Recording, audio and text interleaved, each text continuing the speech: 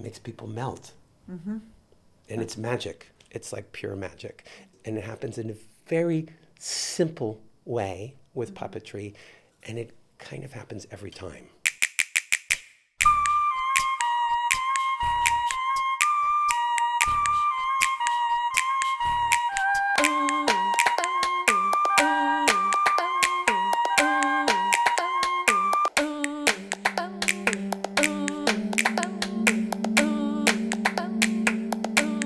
Welcome, friends. I'm Kristen Martin, and this is Torches.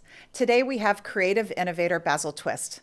Basil's an award-winning puppeteer, including MacArthur and Rome prizes, and director of Here's Dream Music Puppetry program. I'm really excited to speak with my longtime friend today. Welcome, Basil. Hi, Kristen. Hi. Thank you for having me. Thank you for coming. Of course. So, how did you come to be in downtown performance? Oh, right. How did that start? When I first came to New York, I very early on met Julie Taymor, and she was working with Music Theater Group and Lynn Austin and Diane Wenisford, and I got involved in Juan Darien, which was at St. Clement's Church, right. But there were also people in that show, particularly Stephen Kaplan, who is a puppeteer and mentor and hero of mine still. That kind of connected me to downtown. And then Stephen, yeah, I guess it was Stephen, who suggested, he kind of offered me some work at Theater for the New City with George Bartenieff and Karen Malpede. So that was pretty downtown. I did some, crazy thing for them for hardly any money, and I made this giant buffalo, and I performed it, and I did the whole run of a play called Better People. And that, I guess that got me in. Like, that was me in, working on a show downtown and creating. That's kind of my first thing. Yeah, and you also had a little foray into doing things in clubs, doing puppets in clubs, and yeah. That came a few years later. So right after that, I went to France, and I went to this amazing puppetry school, and then Charleville. In Charleville-Mézières, and I spent 3 years there, and that was amazing, and still has a huge impact on who I am as an artist. The only American to graduate from that school. I'm the only American still to have graduated from that school. Over that time, I would come back. I met Roman Pasca, sort of through that, and got involved in the. And I met Theodora Skepetaris. It's through Theodora that I found out about Charleville. So I had met Theodora. I had met some other downtown puppet people. Roman Pasca was someone who I got to know, and I would come back during the summers, and I was working with Roman. He was part of the first Henson Festival that happened at the Public Theater, the International Puppet Festival. So I was working with Roman, and then I got involved in that and met a lot of people, of course, through that. But I also met my former boyfriend, Bobby Miller, who was a photographer, poet, multi-everything, hair and makeup artist, who was the drag nurse to most of the queens in the city, and I got involved in this queer nightlife and Boy Bar and Mother and Jackie 60 and started doing shows on stages where people were standing and drinking, and you had to do a different kind of show than right. You had to do in a theater setting. Yes. So that was a whole different schooling for me when I got into that world, and I met a lot of also incredible, fabulous downtown creatures, and those kind of worlds just started resonating more and more, as this fabulous downtown world of art and performance and nighttime and queerness and wildness. Yeah. So you're a third generation puppeteer in your family? Were you always destined to be a puppeteer, or did you go away from it and come back to it? Or I've never heard that origin story part. So my there's puppetry in my family, but it's not like a Sicilian puppeteer who's Right. passed from father to son, the tradition. My mother was a amateur puppeteer when I was a little kid. She was part of a group of moms in San Francisco whose activity that they chose to do was to put on puppet shows. And they did birthday parties in hospitals, and I was there backstage, side stage, and I loved it. And then my mother's father, my grandfather, who I never met because he died before I was born, but he was a big band leader primarily, and he also used puppets as part of his act. And you know this because those puppets are on display at here. Yes. Incidentally, it was Bobby who brought me to here the first time. Because I was performing with y'all. Oh my Remember gosh. y'all? Stephen, Yeah. Jess Lichtenmeyer, and Jay Bird. So that was the first time I came to here. I didn't remember that was the first time you Yeah, performed it here. That It was with y'all. That was and Bobby was doing his performance poetry, and then he dragged me along. So that's how I got into lots of doors, is with following Bobby around. But that's how I got to here. Okay. Isn't that cool? Awesome. So sorry, I digress. My mother and my grandfather had some puppetry thing going on, and I just got into it as a kid. I actually was completely passionate about puppetry as a child, and I was shy. And that's that's a reason a lot of puppeteers get into puppetry. It's like you have a theatrical flair and you want attention, but you don't want too much attention to yourself. So you can hide behind the couch and put your puppet up and get a reaction. I used to go to school. I can't believe I did this, but I would do like a book report with a puppet. Because it was like a coping mechanism for me, Right. as a way to even be able to speak in public.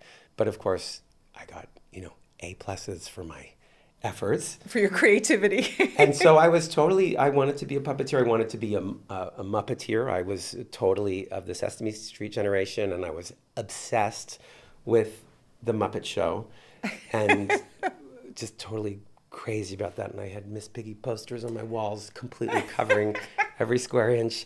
And at some point, as I got into high school, I thought, I can't do that, or somehow that wasn't, I couldn't really be a puppeteer, and that I needed to maybe put this away because it felt both childish and or effeminate, because it's like playing with dolls, and I certainly was into Miss Piggy. And, and I was, like anxious about my sexuality. Right. And I was in high school, and I put everything away. And it wasn't until it was like 2 years later, maybe 3 years later, when I finished high school and was trying to go to college, and I started at Oberlin, and I just was losing my mind. Like, what am I doing in this liberal arts college? What do I want to study? What do I want to do? I hate it here. I hate Ohio. I hate everybody. And I found a book that was Internships in the Arts, because I was desperate to find something else. And I found about an internship at the Center for Puppetry Arts in Atlanta, Georgia, which is where our nation's largest institution about puppetry is based, is in Atlanta. And I applied. Right. I thought, boom, that's what I love. That's what I'm good at. That's what I spent most of my life doing, except for the past 2 or 3 years. I'm gonna do this. And I just jumped in totally. And I moved to New York. I came to New York. I was a visiting student at NYU to get here from Oberlin, and I immediately met Julie Taymor, and everything just snowballed. And then I ditched the whole thing, and then I went to puppetry school in France. So, yes, I was always into puppetry as a kid. I love it. And I had a moment where I thought, I can't really do this. And now look at me, I'm really doing it. You once said puppetry is belief, and that idea is more powerful than the real thing. Is that what grounds your work? Like you were just saying, doing your book report with the puppet. Well, first I want to quote, the great Paula Vogel, who I was fortunate enough to work with. And she said this great thing, because people talk a lot about the suspension of disbelief in puppetry. And she was like, the suspension of disbelief, what the fuck? It's belief. I just love that she said that. But it is belief, and it's I don't know. I mean, I didn't think of it this way as a kid, and I still am, like, I go back and look at, like, what is it? And people ask me, what is it about puppetry? As a child, I just connected. I connected to those things, and I see it all the time. For example, when I do my stickman puppet and break him out, I see people melt. Like they just drop, everything changes in the room. The way that people, somehow something breaks open that is very primal, where people see life. And that, it's sort of, I know, it's a very profound thing, because we're alive. You're alive and I'm alive. And we think that thing is not alive. But when the thing, it seems like it's alive, it puts everything in question and kind of puts front and center this mystery about being alive. I don't know if it's so much a question of belief. It's just it's a question of faith. It's a question of spirit. And puppetry puts it right there in a very profound way for us. And it makes people melt. And it's magic. It's like pure magic. And that is the magic of belief. That's the magic of imagination. It's the magic of the spirit. It's all those things. And it happens in a very simple way with puppetry. And it kind of happens every time. And it's magic. Yeah, that's beautiful. Do you think that music has that element also? You always work with music, almost always. Yeah. Music is a big element of your work. Yeah. Does music provide that same kind of magical transformation or emotional bed for people? I think so. Yes. Sometimes I feel like I use music as a crutch. Sometimes because I don't do text. I'm not a dramatist who uses plays and words. I very rarely have. And sometimes I beat myself up about that, like, because people frequently, if I go to a wedding or something and I meet people and they say, "What do you do for a living?" And I say, "I'm a puppeteer," and one of the first things they always say is, do you do a lot of voices?" Oh. And I don't. No. I don't. I'm not a ventriloquist. And then I feel like a loser. Like I'm a loser puppeteer because I don't do voices. I work with music more. I'm more of a dancer than an actor in a way. I connect with dance as theater often more than drama. I mean, it's also my grandfather and my mother were musical, so I'm musical. I used to sing. I don't know, I just connect with music like we all do. And I kind of have followed some of how, like in Symphonie Fantastique, which was abstract, it's not totally narrative. It doesn't have to make sense or tell a specific story with a moral or anything. It can just be pure feeling and pure spirit and connection. And that works better with my kind of puppetry, I think. Yeah, and you do work from abstract to narrative. And what do you learn from working in those different ways? Because you work also on other projects where there's a narrative going along and the puppets are a part of the storytelling, but not the only storytelling. In your own work, the puppets are the storytelling. So can you just talk about the difference for you in working in those different contexts? I've been doing a lot of collaborating over the past 10 years. I mean, it's part of, to be honest, it's also part of the, it's a little bit safer place because just in terms of creating your own pieces, and I'm not.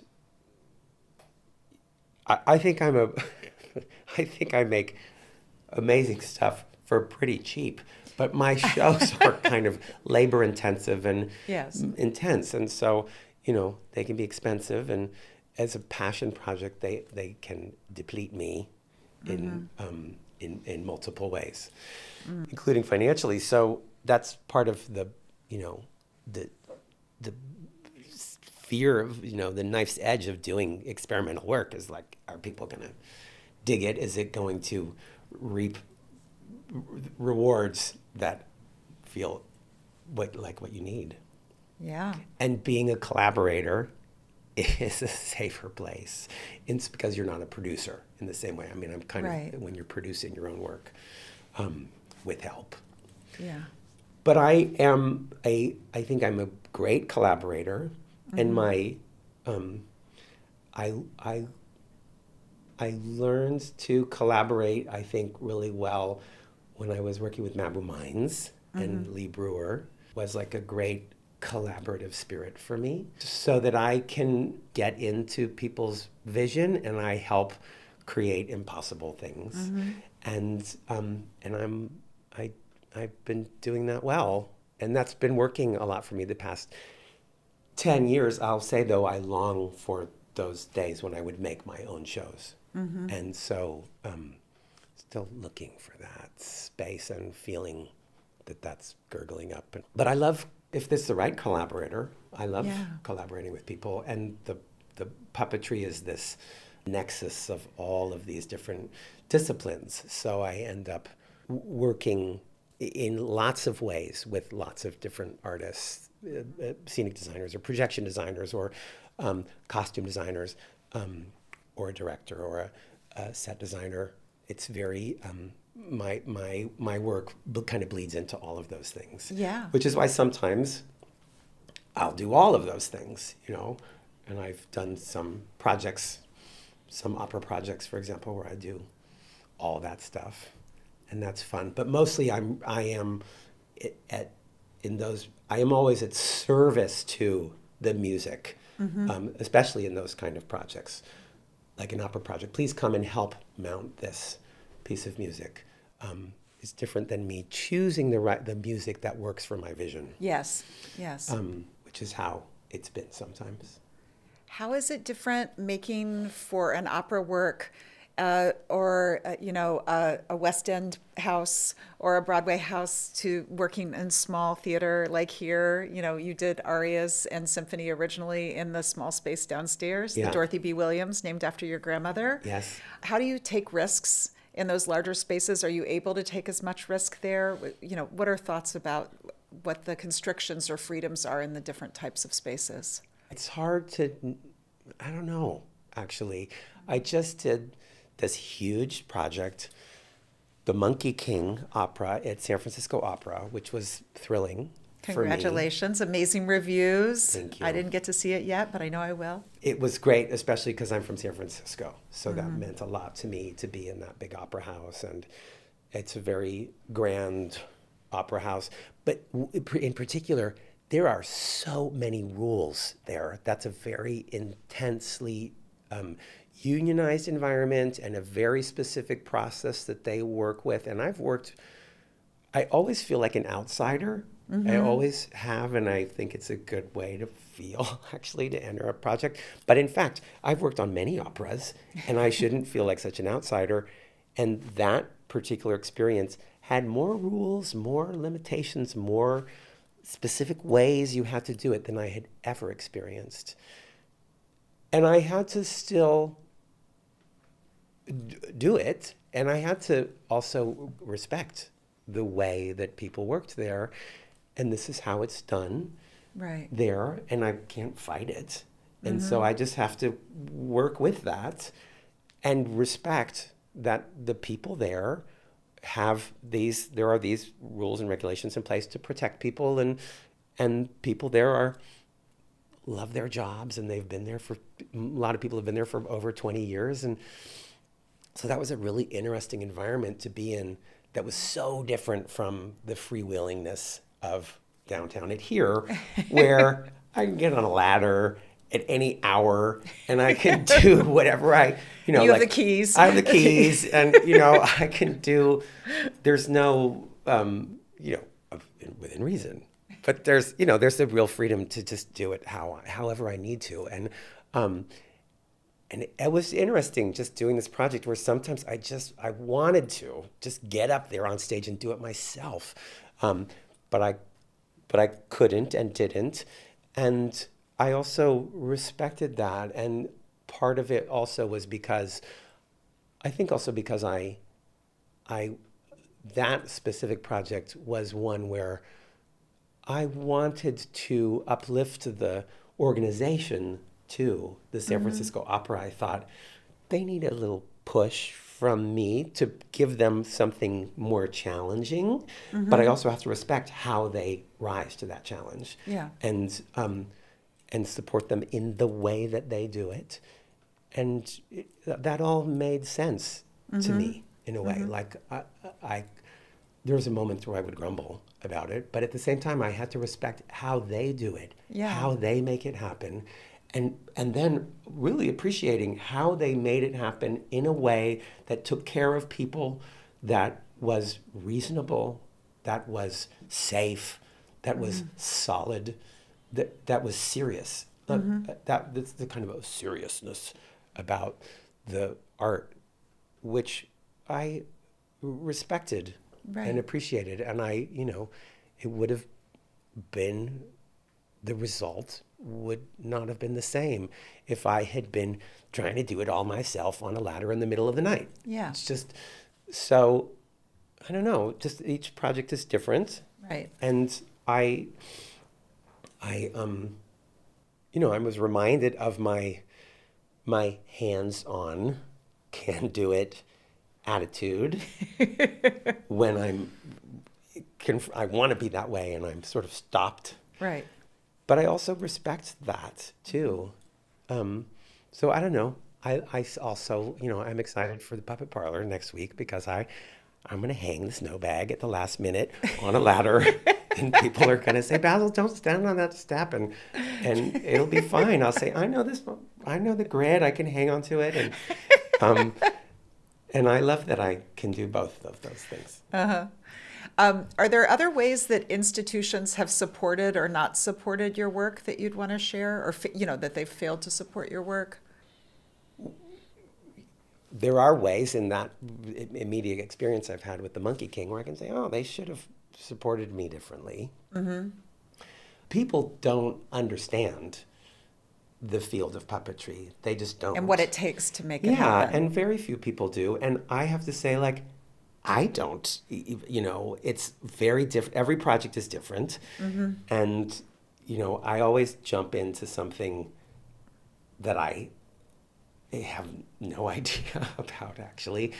But when I work with other institutions or other even downtown collaborators, just, of course, people can understand what it takes to how to approach something from a puppetry point of view. It's rare that people understand that. So they don't know, and they don't know that they don't know, and it doesn't even show up until I'm sort of confronted You're in with. it. Yeah. So it doesn't surprise me that people miss the mark, and that's part of why I guess I feel always like an outsider or a kind of underdog. Because I know that people don't know. And so I can't think of an immediate place where, wow, those people really let me down. I mean... I wasn't going to make you name names. I was just curious. I'm more curious about examples as a lesson for people to think about. So maybe this instead. If there's one thing you could change about institutions, what would that be? Oh, gosh. Oh, I don't know. I don't know. I really don't know. I every institution is different in how they work, and all of the, arts institutions that I've engaged with, be it San Francisco Opera or La Mama or, everybody is committed to the art, basically. People are. They are. At times it may seem like they're committed to the bottom line or they're committed to some other thing, but they're not really. People are in it for the art. It's outrageous to put on a puppet show or any kind of live performance. It's like, it doesn't make sense. It doesn't make sense. And it's kind of like becoming more and more apparent how, wow, that is hard. And so I salute everybody who is trying. And I don't know, I can't think of a specific thing to say for institutions to specifically help support puppetry more. If people are enthused about it, they'll get behind it. Great.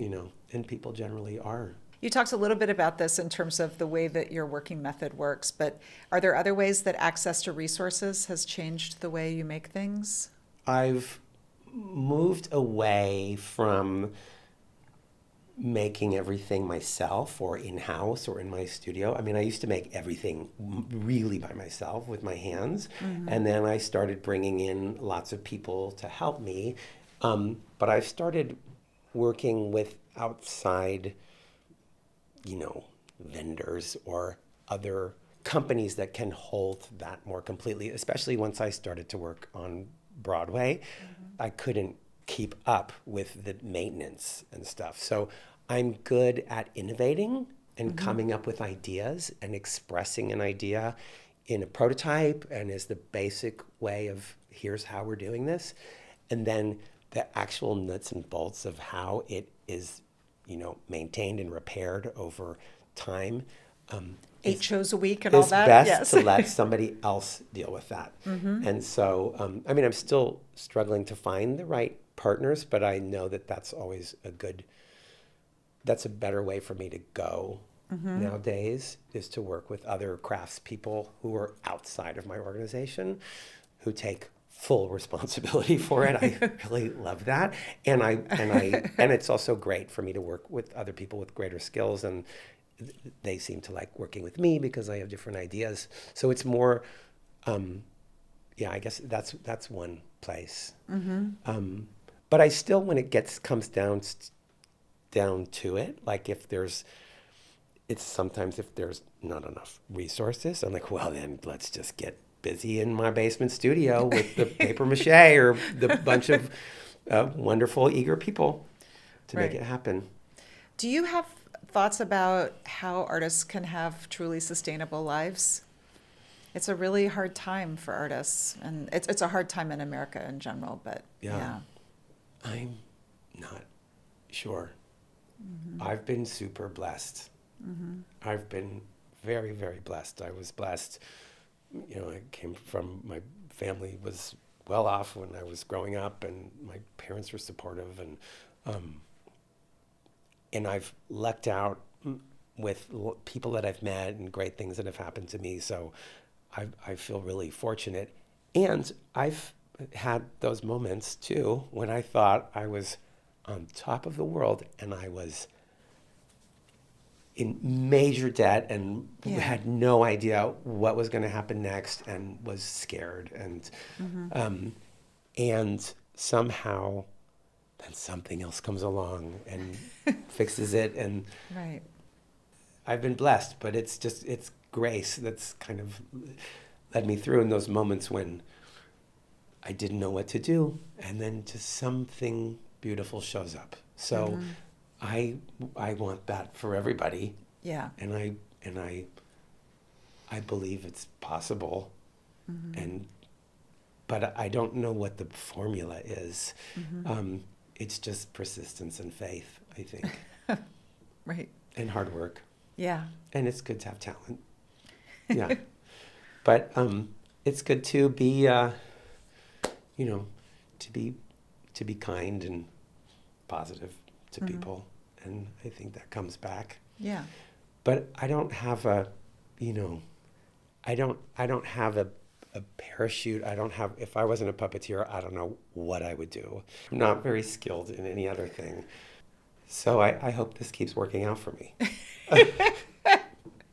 Seems like it's working out pretty well. I hope so. But yeah, literally, I just finished the opera and you don't know what's next? I'm not sure what's next and how long is that going to go. And,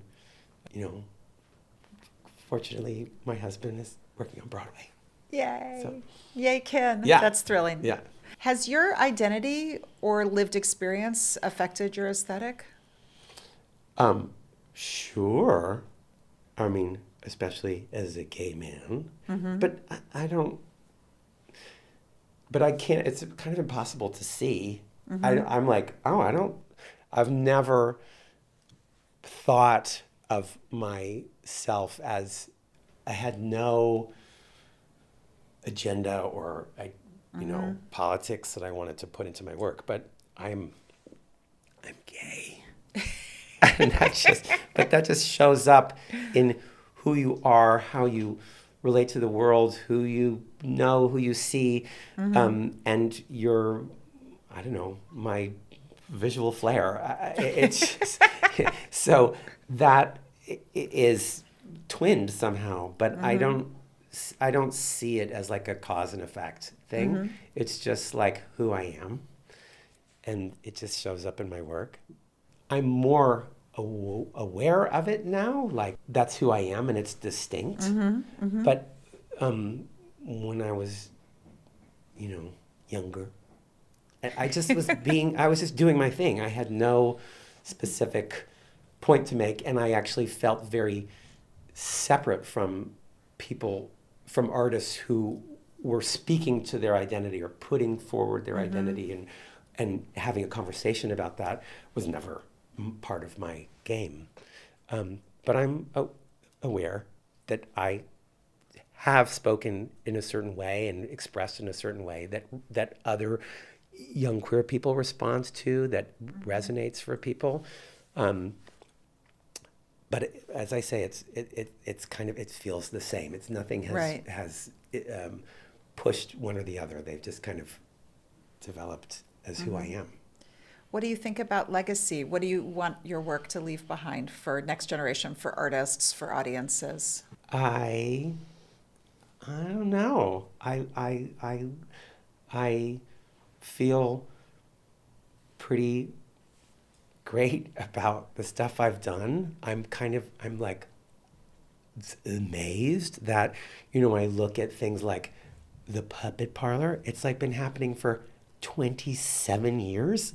Like these things. The Puppet Parlor is an annual puppet series at Here. Yes. A little puppet cabaret that we kind of throw together. And then all these things that I've been doing for decades.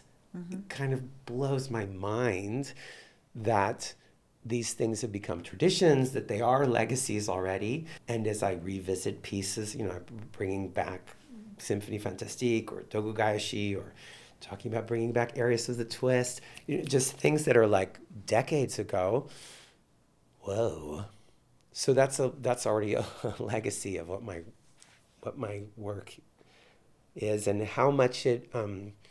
I think there's a community of puppeteers who engaged with it, who were excited by it, who were inspired by it, and who are making their own work, and that's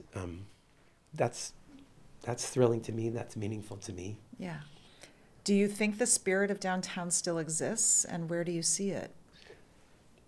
I'm sure that the spirit of downtown still exists, and I don't get to see it as much because I've barely been in New York for the past year and a half. I don't go to shows as much as I feel like I should or something. I wasn't someone who saw everything. But I know it exists. I know it's different. I know it's different now. And just even talking with you right now reminds me how, oh God, those days. But I know it exists. I know that there are young people who are passionate and who are artists and who will just find a way. New York invites that. New York encourages that. And downtown still encourages that, and here still exists, and La Mama still exists, and there's all this stuff in Brooklyn. Always young people coming to the city who want to do stuff, and I'm just a little older. And so I may not be as hip to everything going on. But I see it.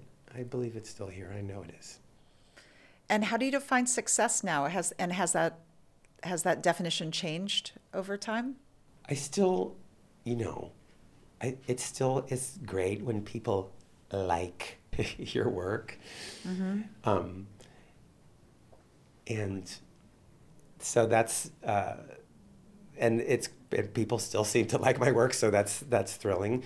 It's also great when I make, I was thrilled to move more into the opera world, to take more creative responsibility in bigger projects. That feels like an achievement and success for me personally as an artist. I like to be happy and at peace, and I'll say that so frequently. So every project has its dark night of the soul, where you're like, oh my God, I wish this would end. I wish this would go away. I do get tortured. Mm-hmm. That's somehow part of my process. It's part of mine too. I think it's the vulnerability of creation. It's this fear that everything that you're doing is for nothing, or that it doesn't work, or that no one's going to like it. There's a vulnerability to that. And it's also like sometimes I get into I'm at the effect of other things, and I'm somehow victimized by this project that I've somehow trapped myself in. And I claw my way out or to the finish line. It happens almost every time that I do that. And so I'm like, God, whoa, it'd be great to do something with ease, with more peace to it. And then some projects have more challenge and drama to them. But I don't know, success now for me, I just want to be happy and do cool things. That's all. That's great. Could you share a moment of pure joy in one of your projects for you? There was so much joy when we made Arias with a Twist. That had a lot to do with my collaborator, Joey Arias. He just brought so much joy to it and fun. And I don't know, just the surrealness of it and the absurdity of it. And this is, I don't know, just a funny moment that I just remember where we were working at Here. Here was still under construction. And so it was an opportunity for us to really work in the space because the space was closed, but it was a construction site. So we were down in Here and we were rehearsing and we were working on the jungle scene. And Joey was swinging in the little swing. And some pizza delivery guy just walked on stage, came through, and just walked on stage with the pizza. And it was part of it was so hilarious. And Joey was not in full drag, but was in heels and on a swing in this jungle set in a construction site. And it was just part of the marvelous world of being downtown and working at Here and just having something crazy happen at that moment that was perfect and made us all laugh and somehow fed into the show. I don't know, that just came up for some reason.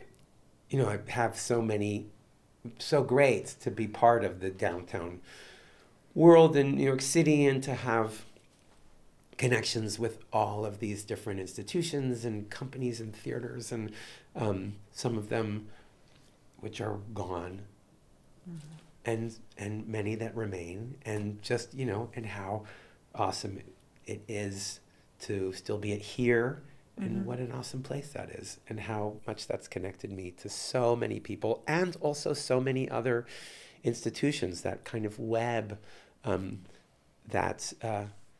that connects us all. It was so true at Here, and you did a great job there. Thanks, shedding a Basil. tear. It's just so I know I love that place, and I'm proud to still be connected with it and to have my grandmother's name there, and it's so cool. Cool. Yeah. Basil Twist, thank you so much for doing this. Oh my God. Is our time up already? That was so. Our time is up already. Wow. Okay. Well, Yeah. I would happily talk with you for hours more. Thank you. And thanks to HowlRound for hosting us, and we hope you'll come back to see more of Torches.